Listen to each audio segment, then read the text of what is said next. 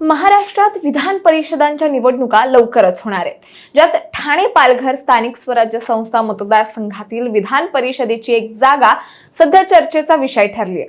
मुळात ही जागा महायुतीत कोणाला मिळणार, भाजपला की शिवसेना शिंदे गटाला, यावरून दोन्ही मित्र पक्षांमध्ये आतून रस्सीखेच सुरू आहे। विशेष म्हणजे या जागेवरील विजयासाठी बहुजन विकास आघाडीची म्हणजेच हितेंद्र ठाकूरांच्या पक्षाची 71 मतं निर्णायक ठरू शकतात।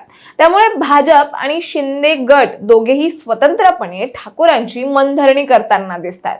एवढंच नाही तर भाजपचे दोन नेते अचानक बविया नेत्याच्या भेटीला गेल्याने ठाण्याच्या जागेचा तिढा आणखीनच वाढला।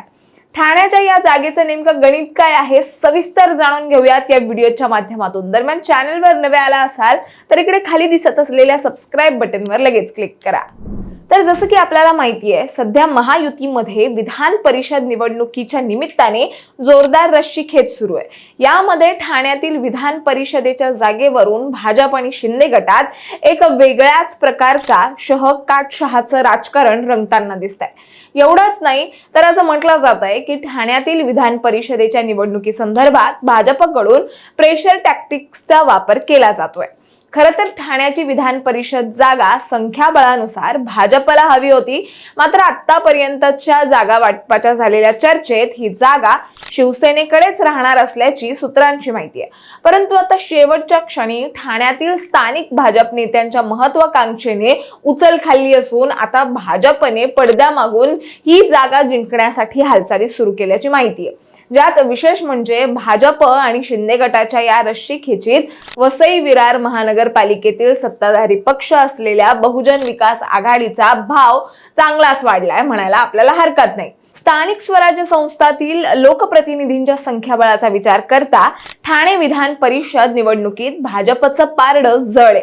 या ठिकाणी भाजपचा उमेदवार सहजपणे निवडून येऊ शकतो, मात्र ठाणे हा उपमुख्यमंत्री एकनाथ शिंदे यांचा बालेकिल्ला आहे। शिंदे गटाचे रवींद्र फाटक हे ठाणे विधान परिषदेतील माजी आमदार आहेत, त्यामुळे ही जागा पुन्हा शिवसेनेलाच मिळावी अशी आशा शिंदे गटाचा आग्रह आहे। भाजपला काही प्रमाणात शिंदे गटाचा हा आग्रह मान्य आहे, मात्र आता शेवटच्या क्षणी भाजपमधील स्थानिक नेत्यांना ठाणे विधान परिषदेतून आपला आमदार निवडून आणण्याचे वेध लागले।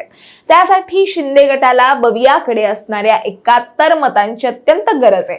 त्यासाठी 2 दिवसांपूर्वीच शिंदे गटाचे विधान परिषदेचे संभाव्य उमेदवार रवींद्र फाटक हे भाई ठाकूर आणि क्षितिज ठाकूर यांना भेटले। रवींद्र फाटक यांनी विधान परिषदेत पाठिंबा मिळावा यासाठीच ही भेट घेतल्याचं समजतंय आणि या भेटीनंतर शिवसेनेकडून रवींद्र फाटक यांना उमेदवारी मिळणार असल्याचं जवळपास निश्चित झालं होतं। मात्र आता भाजपचे स्थानिक नेतेही ठाणे विधान परिषदेच्या जागेवरून अडून बसलेत। त्यांचं असं मत आहे की पक्ष विस्तारासाठी हीच योग्य वेळ आहे, त्यामुळे आता नाही तर ठाणे विधान परिषदेवर आपला आमदार कधी निवडून आणायचा, एवढे नगरसेवक आपण कशासाठी निवडून आणलेत असा सवालही भाजपचे स्थानिक नेते आता विचारतात।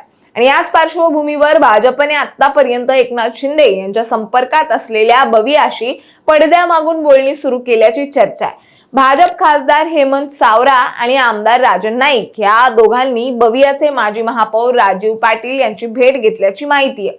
या भेटीत भाजपच्या नेत्यांनी बवियाला विधान परिषद निवडणुकीत पाठिंबा देण्याची विनंती केल्याचं समजतंय। आता तुमच्या माहितीसाठी सांगते, गेल्या काही काळात भाजपने ठाणे जिल्ह्यात आपली ताकद बरीच वाढवली आहे। सध्या भाजपकडे स्थानिक स्वराज्य संस्थांमधील 444 नगरसेवकांचे संख्याबळ आहे, तर शिवसेनेकडे 346 मतं आहेत, ज्यात बवियाची 71 मतं बाजूला ठेवलं तरी भाजपचं पारडं जड आहे। मात्र ही मतं शिंदे गटाच्या बाजूला वळल्यास आणि इतर मतांची जुळवाजुळव झाल्यास समीकरण बदलू शकतात। त्यामुळे ठाणे विधान परिषद निवडणुकीत बविया केंद्रस्थानी आलाय। यात सर्वात महत्वाचा प्रश्न, हितेंद्र ठाकूर स्वतः काय म्हणतात। तर पुढारीने बवियाचे सर्वेसर्वा हितेंद्र ठाकूर यांना थेट विचारलं होतं की बवियाला शिवसेनेत विलीन होण्याची ऑफर आलेली का, तर त्यांनी स्पष्ट उत्तर टाळलंय। मात्र रवींद्र फाटक हे स्वतःसाठी मदत मागायला आले होते असं त्यांनी सूचित केलंय। वेगवेगळ्या निवडणुका आल्या की सर्वच पक्ष माझी मदत घ्यायला येतात, मला विधान परिषद आमदार होण्यात स्वारस्य नाही, घोडा मैदान जवळ असून 2 दिवसात निर्णय घेऊ असं ते म्हणाले. त्यामुळे आता बघूया काय निर्णय घेणार याकडे सर्वांचंच लक्ष लागलंय. तुम्हाला याबद्दल काय वाटतं हे आम्हाला कमेंटमध्ये नक्की सांगा आणि अशाच माहितीपूर्वक व्हिडिओ बघण्यासाठी लगेचच सबस्क्राईब करा प्राईम टाइम महाराष्ट्रला.